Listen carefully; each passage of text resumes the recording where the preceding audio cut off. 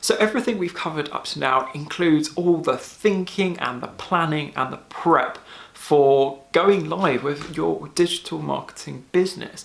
Now, although that is a lot to digest and think about and plan, they are going to be the fundamental steps that ensure that actually the business that you launch is hopefully going to get off to the best possible start. Now we jump into the fun stuff, and this is where actually we're going to go through the practical steps of how to launch the business and subsequently how to actually run things and keep things going on a client level as well. So first of all, in this lesson, I want to cover off actually launching the business itself. So although it's great to think about actually launching your business as kind of having a launch day and everything happens and there's loads of shouting about it, you don't need to do that. A lot of the people that I've been speaking with about freelancing tend to have it in their mindset that they literally have to quit their job on one day and start their freelance business on the next. And it strikes me as an odd approach to take. It's very much dependent on your circumstances, but you can do all of this and still maintain a full-time job. You can do all of this and work part-time hours. Or if you do want to, if you're in a place where you just need to get rid of your previous job or want to start immediately, you can.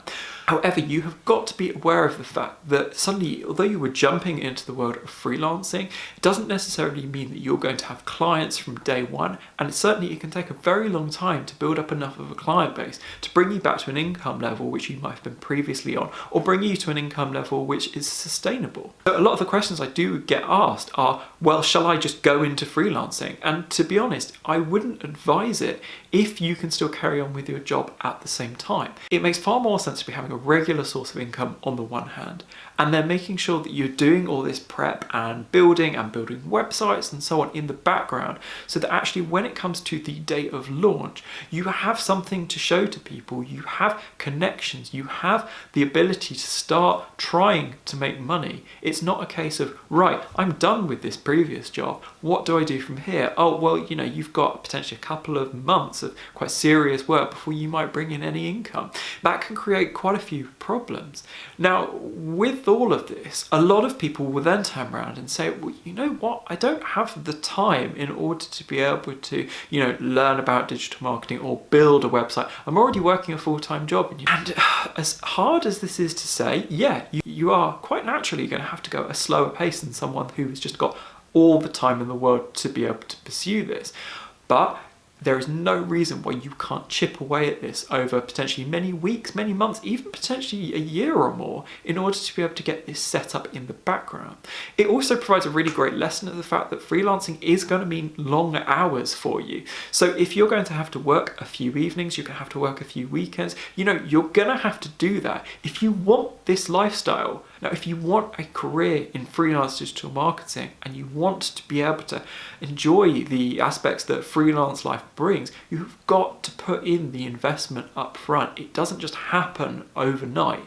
And ultimately, if you don't have the time, you're going to have to make time to let this happen, one way or the other. The best analogy that I've heard about this is the difference between jumping out of a plane and building your parachute on the way down versus making your parachute while you're in the plane and then being able to jump freely. Now, if you're watching this, ultimately you are going to be going freelancing, and that is a fantastic thing, but don't necessarily burn your bridges and cut out whatever it is you're currently doing in terms of bringing in income in order to suddenly pursue this full time if you haven't got a steady source of clients, even if it's a couple of clients to keep you going. Suddenly going from potentially a full-time job to nothing overnight could mean whatever you have saved can very rapidly go. It is a big gamble, and to be honest, it's a gamble which you don't need to take unless you have to. At this stage, great that you're doing all this planning and preparation, but view things in terms of the long game. Don't think that you've got to get this all done and suddenly,